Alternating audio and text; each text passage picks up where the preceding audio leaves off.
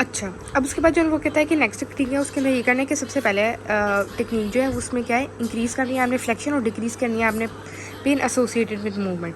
इसके अंदर क्या आपने करना है कि अगर दो टेक्निक्स है जिसके साथ आप लॉस्ट फ्लेक्शन को ठीक कर सकते हैं, एक स्नैक के साथ, एक फिस्ट वाली ट्रैक्शन के साथ। ठीक है, ये देखिए, अगर आपने फ्लेक्शन को ज़्यादा करना, पेन को कम करना है तो स्नैक और फिस्ट ट्रैक्शन यूज़ कर सकते हैं। इसके अंदर आपने क्या करना है कि आपने पेशेंट के बिहाइंड खड़े हो जाता है और आपने थंब को इन्फोर्स कर देना है स्पाइनस प्रोसेस के पिलर के ऊपर, और आपने साइड से साइड ऑफ स्पाइन से जिस साइड पे स्पाइनल साइड पे आपको ट्रीटमेंट करना है उस साइड पे आपने खड़े हो जाना है। आपने क्या करना है कि अपने थम्स को प्लेस कर उसको फेसर प्लेन को अबव पुश करना है, और फिर क्या करना है कि पेशेंट अपनी नेक्स को फ्लेक्स करेगा। इसके साथ क्या होगा, जब वो नेक्स को फ्लेक्स करेगा ना तो जो ट्रीटमेंट प्लान है ना, जब वो फ्लेक्स करेगा तो वो हॉरिजॉन्टल आ जाएगा। तो आपने इस डायरेक्शन चेंज का ख्याल रखना है। उसके बाद वो ये कहता है कि पेनफुल नहीं होनी चाहिए, ठीक है, और आपने अलॉन्ग द ट्रीटमेंट टेन उसको पुश करके रिपीटेड मूवमेंट्स करानी है।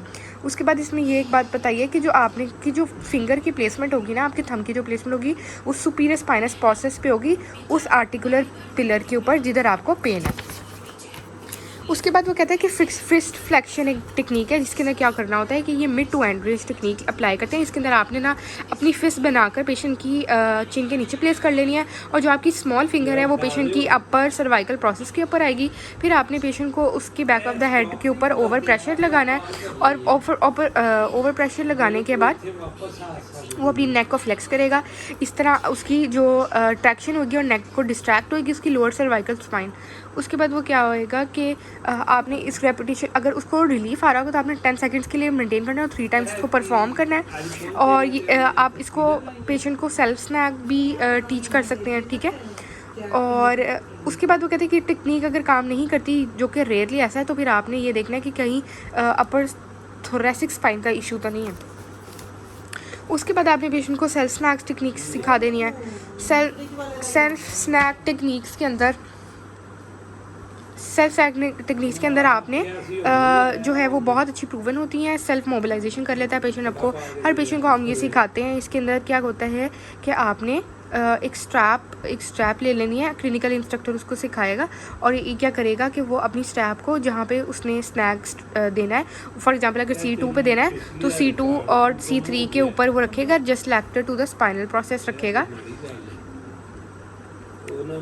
उसके बाद वो क्या होएगा कि अपने हैंड को साइड पे, रिस्ट्रिक्टेड साइड पे जो है वो, अगर फॉर एग्जांपल अगर फ्लेक्शन है तो ये फ्लेक्स कर लेगा, और अगर एक्सटेंशन है तो अपने आप को लैटरल साइड पर पुल करेगा, अगर लैटरल है तो। उसके बाद वो करेगा अपने नेक्स्ट को रिसिस्टिक डायरेक्शन की तरफ मूव करेगा 3 to 5 टाइम्स पर डे ये करेगा। और वो कहता है कि ये सेल्फ स्नैक्स स्ट्रैप की जो है वो सेल्फ एज ऑफ टॉवल से, मतलब अगर आपके पास स्ट्रैप नहीं है तो आप towel sleeve edge of towel भी यूज़ कर सकते हैं।